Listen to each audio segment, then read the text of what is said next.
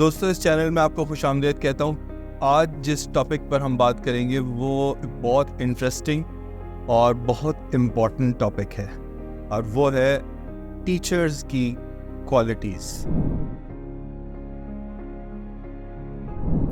Quality number 7 ये है कि आपको हर किस्म का प्रेशर रिमूव करना है। Remove all pressures from the minds of your students. Make education and learning entertaining, fun, fantasy, ताकि उसके अंदर की जो सलाहियत है वो बाहर निकल के आए। मैं आपको एक एग्जांपल देता हूँ। मेरी बेटी छोटी थी,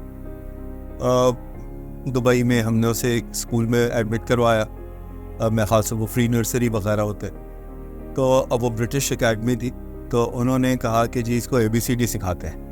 अब वो उसको ABCD सिखा रहे हैं, फुल प्रेशर देके सिखा रहे हैं, वो बच्चे को ABCD लाए। उनका यार इसको तो ABCD नहीं आ रही, तो ये बच्चा चलेगा कैसे?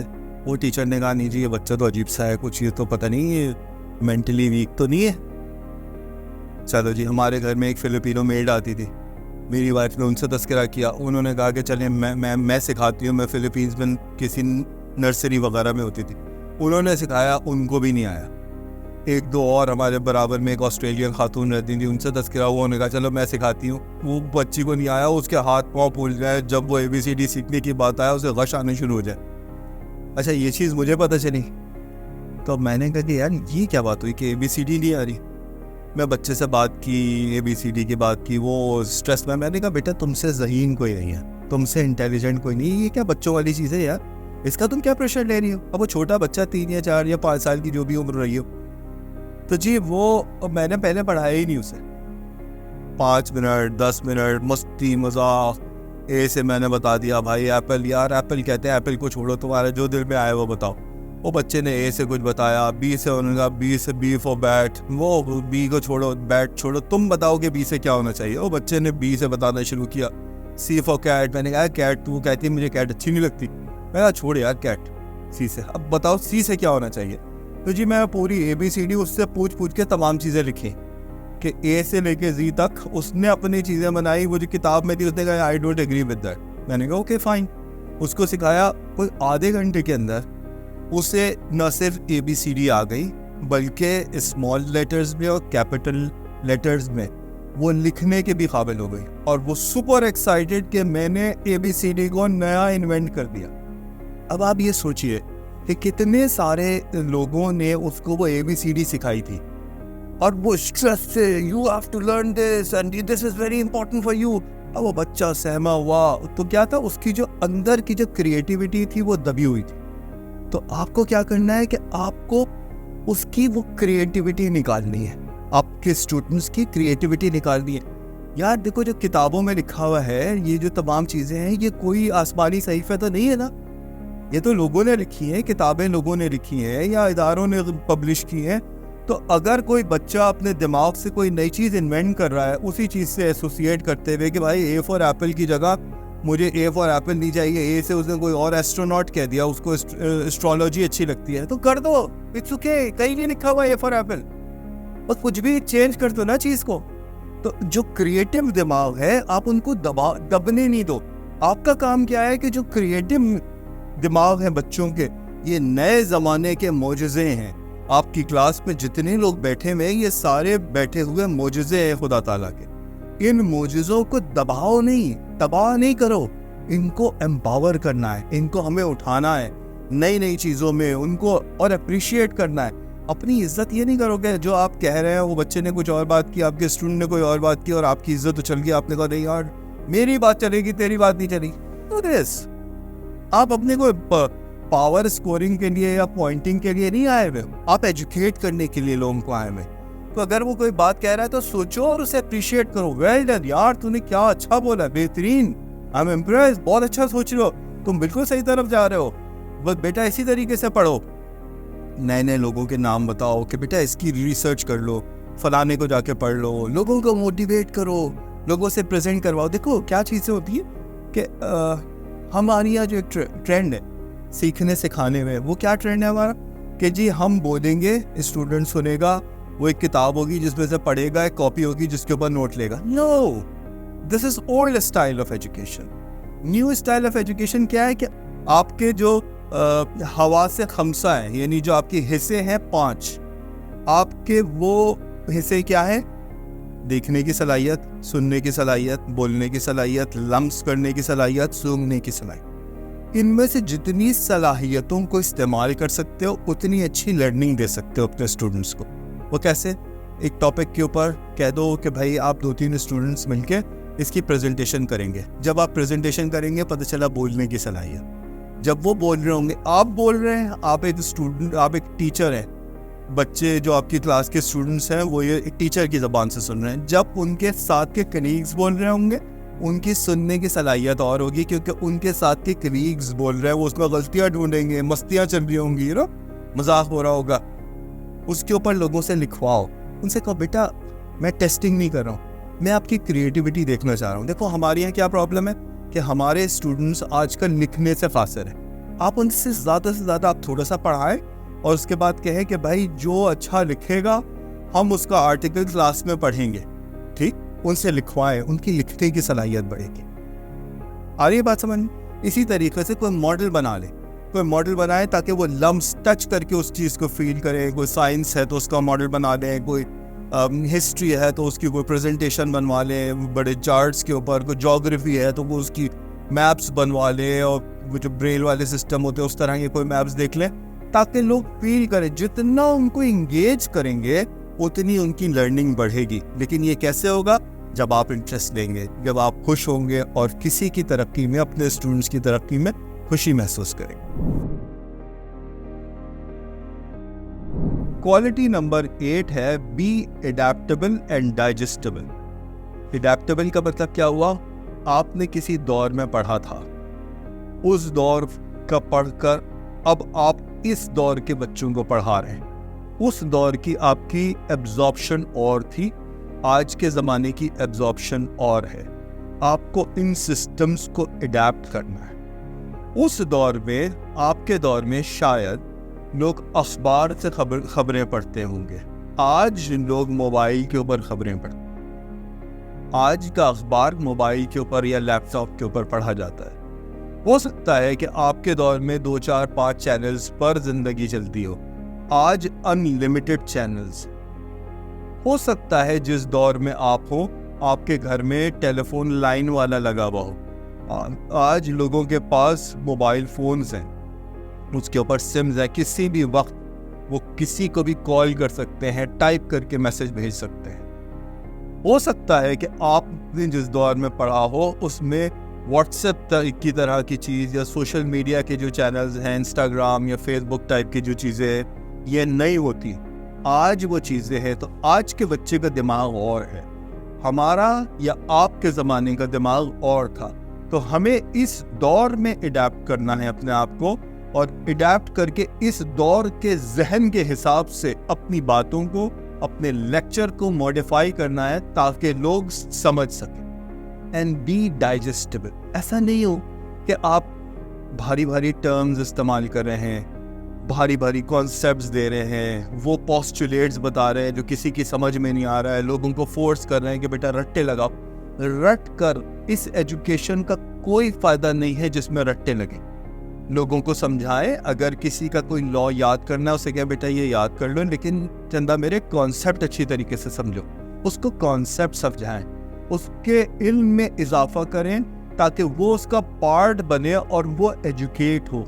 हमें लोगों को रट्टू तोता नहीं बनाना, हमें लोगों को एजुकेट करना है। और एजुकेशन के लिए ये ज़रूरी है कि वो बात दिमाग में रट्टे में ना रह जाए, बल्कि समझ में उतरे, उसके ब्लड का, उसके सोचने के स्टेटस का पार्ट बने। देखो सबसे कीमती सलाहियत किसी भी शख्स की ग्रो करने के लिए उसकी सोचने की सलाहियत।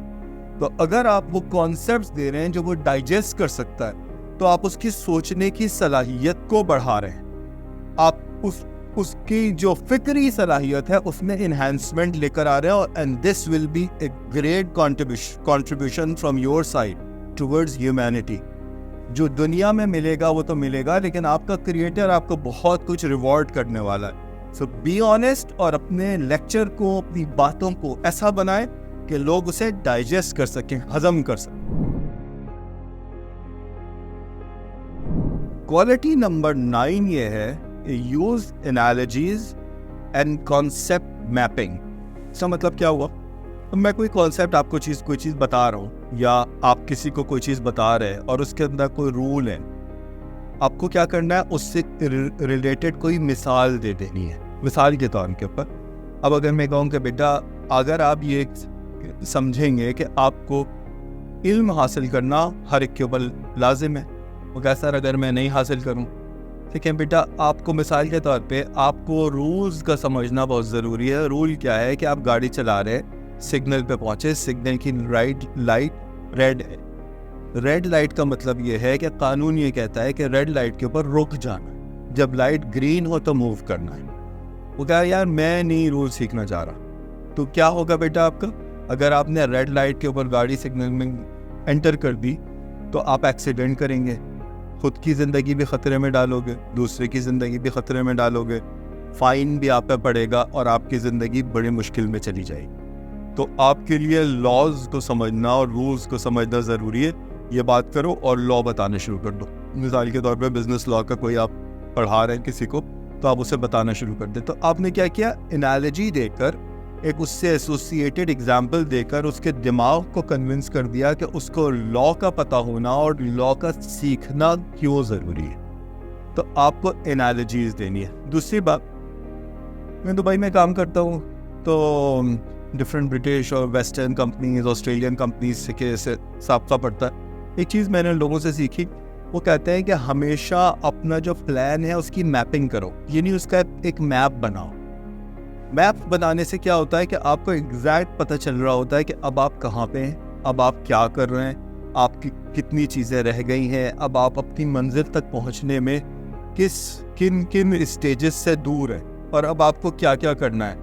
तो मिसाल के तौर पे अगर हम गाड़ी से कहीं जा रहे हैं तो मैप हमें बता देगा आप कहाँ से मुड़ना है, आप कहाँ स्ट्रेट जाना है, आप फ्यूल की क्या कंडीशन है, तो आगे पेट्रोल पंप कहाँ पे आ रहा है, सर्विस एरिया है तो कहाँ पे आ रहा है, इसी तरीके से जब आपको कोई सब्जेक्ट है तो आप उसकी पूरी मैपिंग करके उसे बता दें कि बेटा इस सब्जेक्ट में ये चैप्टर्स है जो तुम्हें सीखने, तुमसे ये एक्सपेक्ट किया जाएगा, तुम्हें इस सब्जेक्ट को पढ़ने के लिए ये स्किल सेट चाहिए, तुम्हारी सोच ऐसी होनी चाहिए, तुम्हें चीज़ों को एनालाइज इस तरह करना है, इतनी चीज़ों को तुम्हें याद रखना है, करना है, और इतने कॉन्सेप्ट्स को तुम्हें सीखना है, और इसके अंदर इस किस्म के थ्योरम्स आएंगे, या इस किस्म के क्वेश्चंस आएंगे, या इस किस्म की जो भी चीज़ें आ रही हैं वो तुम्हें चीज़ें सीखनी है, तुम्हें ये कॉन्सेप्ट्स आने चाहिए, तुम्हें चीज़ें, उसको एक दफ़ा एक विजन दे दो कि अच्छा मुझसे ये एक्सपेक्ट किया जा रहा है। यूजुअली क्या होता है जी, वो सेमेस्टर शुरू हो गया या एजुकेशन ईयर शुरू हो गया, पहला चैप्टर शुरू हो गया, दूसरा चैप्टर शुरू हो गया,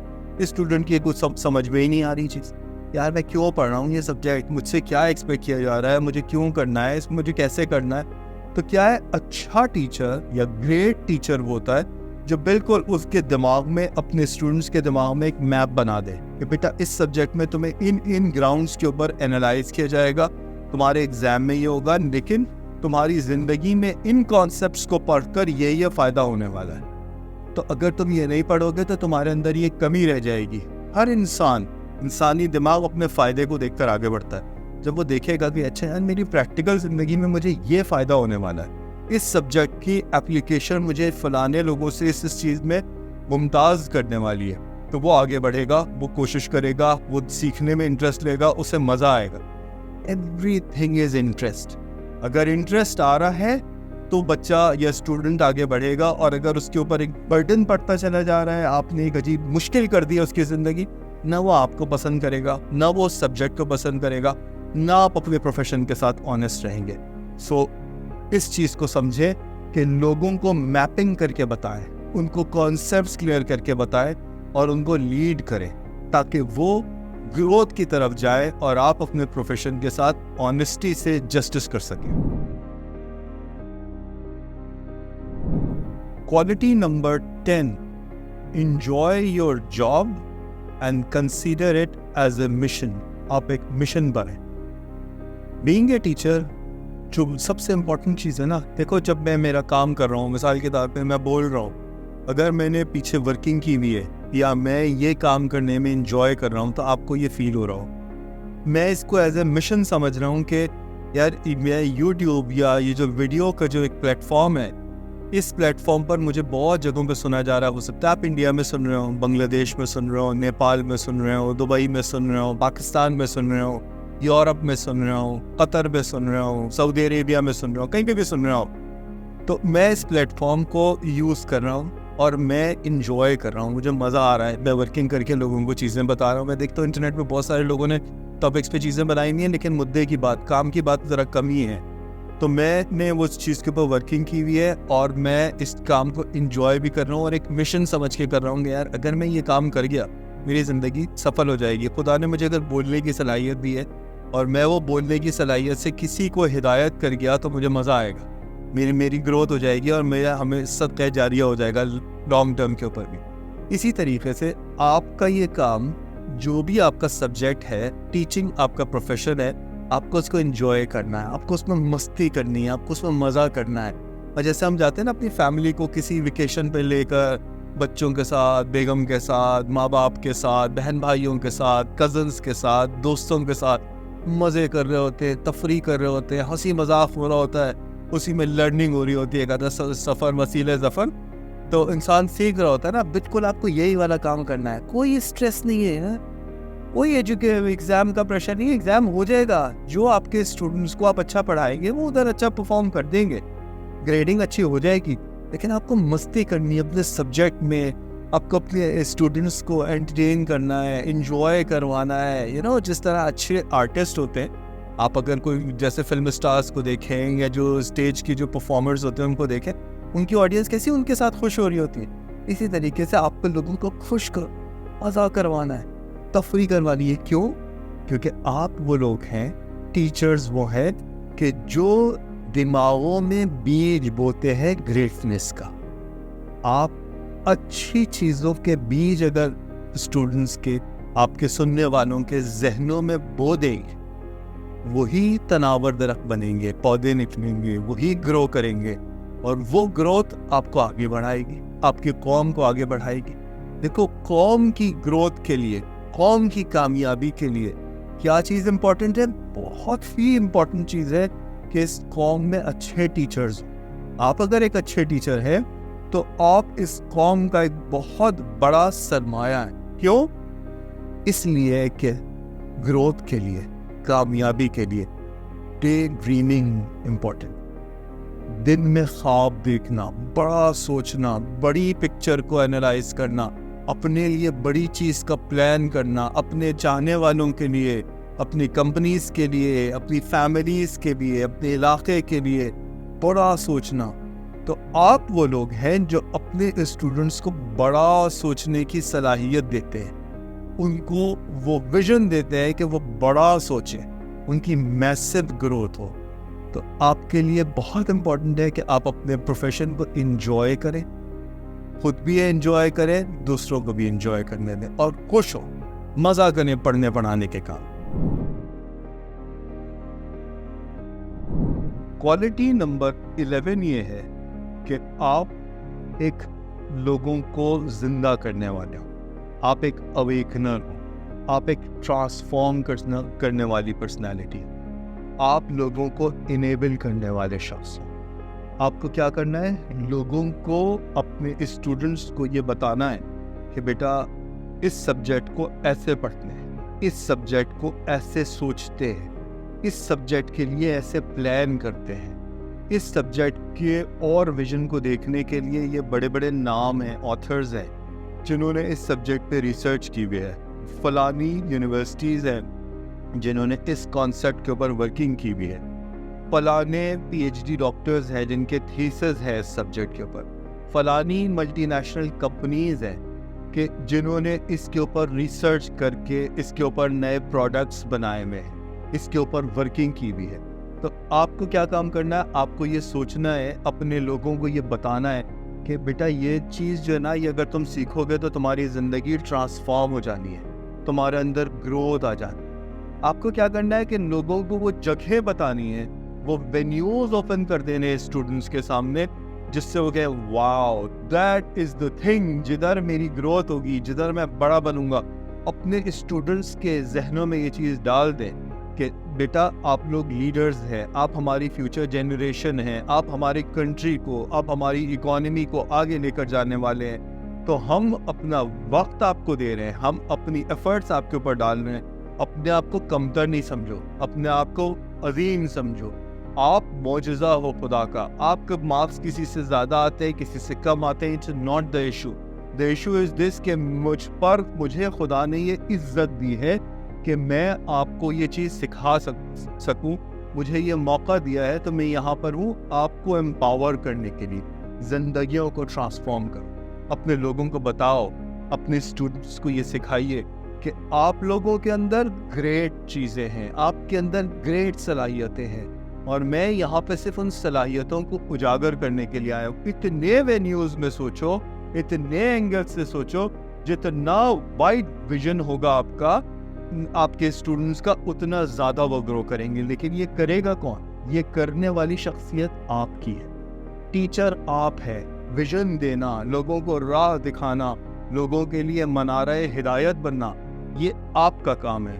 तो जितना आप अपने लोगों को एम्पावर कर सकते हैं, जितना इनेबल कर सकते हैं, उनकी शख्सियतों को जितना ट्रांसफॉर्म कर सकते हैं, उतना बेहतरीन कंट्रीब्यूशन आपका होगा। क्वालिटी नंबर 12, लास्ट क्वालिटी, लेकिन बहुत इंपॉर्टेंट क्वालिटी, इसलिए मैंने इसे लास्ट में रखा। Enable critical and analytical thinking. लोगों को क्रिटिकल सोचने के लिए, उसके अगेंस्ट सोचने के लिए, किसी कॉन्सेप्ट, किसी आइडिया के अगेंस्ट सोचने में एम्पावर करना अपने स्टूडेंट्स को, और उनको एनालिटिकल बेसिस के ऊपर कि वो एनालाइज करें कि क्या ये सही है, क्या ये गलत है, क्या ये होना चाहिए था, क्या इसमें और बेहतरी की गुंजाइश है। मिसाल के तौर पे जब हम ये देखते हैं कि जैसे अब मोबाइल फ़ोन्स हैं, मोबाइल फ़ोन्स में क्या चीज़ आई कि अब जब मोबाइल फ़ोन शुरू में आए तो जी नोकिया का फ़ोन आ गया, तो जी सोनी एरिक्सन का फ़ोन आ गया, तो मोटरोला का फ़ोन आ गया, और लेकिन जब स्मार्टफोन आए तो जी वो पूरी टेक्नोलॉजी ख़त्म हो गई, ऑब्सोलीट हो गई, और अब सैमसंग आ गया और आईफोन आ गया। तो क्या वो फ़ोन गलत थे? वो फ़ोन गलत नहीं थे, लेकिन क्या उसके बाद एक एडवांस टेक्नोलॉजी आ सकती थी? जी एडवांस टेक्नोलॉजी आ सकती थी। किसी ने क्रिटिकली सोचा होगा, किसी ने इस चीज़ की एनालिसिस की होगी, तब वो एक नई चीज़ लेकर आए। इसी तरीके से वो थ्योरीज जो आपके सब्जेक्ट से रिलेटेड हैं, क्या उसके अंदर नई जिद्दत नहीं हो सकती? बिल्कुल हो सकती है। क्या ये जो इस दौर के नए दिमाग हैं, ये जो हमारे स्टूडेंट्स हैं, क्या ये हमसे एडवांस नहीं है? ये हमसे एडवांस दिमाग हैं, ये स्पीशीज़ हमसे ज़्यादा एडवांस है। क्या अगर हम इनको क्रिटिकली सोचने के ऊपर, कोई भी आप सब्जेक्ट पढ़ा रहे हैं, कोई भी आप कॉन्सेप्ट पढ़ा रहे हैं, उस कॉन्सेप्ट के ऊपर अगर हम इन्हें सोचने पर मजबूर करें कि बेटा तुम ये सोचो कि और क्या हो सकता है, हम इसमें क्रिटिकली क्या सोच सकते हैं, इसके अंदर और बेहतरी क्या हो सकती है। आज के दौर में जब ये नई नई चीज़ें आ गई हैं, भाई किताबें कभी लिखी गई थी, कॉन्सेप्ट थोड़े पुराने हैं, आज जो लेटेस्ट इन्फॉर्मेशन आ रही है उसके हिसाब से लोगों को एनालाइज करने पे मजबूर करें, तो क्या होगा कि आप लोगों को एजुकेट करेंगे, लोगों को एम्पावर करेंगे, सोचने की सलाहियत बढ़ाएंगे, और वो हर चीज़ को क्रिटिकल होकर सोचेंगे, वो हर चीज़ की एनालिसिस करेंगे, और वो ग्रोथ के एक नए धारे पर लेकर चलेंगे कौम को। टीचर्स का, आपका बहुत इम्पोर्टेंट कंट्रीब्यूशन है किसी भी कौम की ग्रोथ में, किसी भी इकोनॉमी के मूवमेंट में। अपने आप को बहुत इम्पोर्टेंट समझ के चलें। कमाल अतातुर्क ने कहा था, टीचर की मिसाल एक ऐसी शमा की है, एक ऐसी मोमबत्ती की मिसाल है जो माहौल को रोशन तो कर रही होती है, लेकिन खुद को ख़त्म कर रही हो। अतराफ के माहौल को रोशन करने के लिए अपनी ज़ात को मिटा रही होती है। टीचर की मिसाल एक शमा या मोमबत्ती की सी है। आप अपने आप को खूने जिगर दे रहे हैं अपने स्टूडेंट्स को सिखाने के लिए। आपका मकाम, आपकी इज्जत बहुत ज़्यादा है, आपकी इज्जत हमारे सर आँखों पर है, लेकिन उस वक्त है कि जब आपकी मिसाल उस मोमबत्ती या शमा की तरह हो। और अगर मुझे हर वो शख्स जो सुन रहा है, जो एजुकेशन डिपार्टमेंट का है, एजुकेशन सिस्टम का है, स्कूल्स की मैनेजमेंट के लोग हैं, मैं आपसे ये आखिरी बात कहना चाहता हूँ, वो ये, आपको अगर वाकई आप ये चाहते हैं आपका स्कूल, आपका कॉलेज, आपकी यूनिवर्सिटी ग्रो करे, तो अपने टीचर्स को इज्जत दें। ख़ास तौर से वो जो काबिल कदर टीचर्स हैं, जो अपनी जान लगाकर एफर्ट्स करके स्टूडेंट्स को एम्पावर करना चाहते हैं, जो एजुकेट करना चाहते हैं, उनकी इनकम्स में, उनके बेनिफिट्स में, उनकी सलाहियतों में, उनकी जो कुछ भी आप उनको नवाज रहे हैं या जो कुछ भी आप उन्हें अता कर सकते हैं, जो उनकी ज़िंदगियों को आसान बना सकते हैं, उसको बनाएं, क्योंकि ये ग्रेट लोग हैं। अगर अरबाब इख्तियार मुझे सुन रहे हैं, आप ये चाहते हैं कि आपका मुल्क, जिस मुल्क में भी आप हैं, अगर आपका मुल्क ग्रो करे, आपकी कौम आगे बढ़े, आपका यूथ आगे बढ़े और आप तरक्की करें, एक तरक्की याफ्ता कौम बने, तो आपको ये ज़रूरी है कि आप टीचर्स को एम्पावर करें, अच्छे लोगों को चाहें कि जो जान मार के कोशिश करने वाले लोग हैं उनको आगे लेकर आए, उनको फैसिलिटेट करें, उनको बेनिफिट्स दें, उनको रिसोर्सेज दें, ताकि वो टीचिंग प्रोफेशन में प्राउड के साथ आए, उनकी फैमिलीज, उनके बच्चे, उनके घर वाले सुखी रहें। और ये वो लोग होंगे जो कौम को बना देंगे, जो इकोनॉमी को बना देंगे। इस वीडियो को देखने का बहुत बहुत शुक्रिया। मिलते हैं आप लोगों से अगली वीडियो में। इस वीडियो के पॉइंट्स को नोट करें, इसको शेयर करें लोगों के साथ। खुद भी अगर आप टीचर हैं तो अमल करें, और अगर आप स्टूडेंट्स हैं तो अपने टीचर्स के साथ शेयर करें इस चीज़ को। हमारे मुल्क ये बड़े सगीर पीछे रह गया है। हमें पावरफुल लीडर्स की टीचिंग सेक्टर में ज़रूरत है, ताकि ये हमें उठाएं। ये वो नादिर हीरे हैं, जवाहरात हैं, जो कौमों को उठा देते हैं। मिलते हैं अगली वीडियो में। Thank you so much.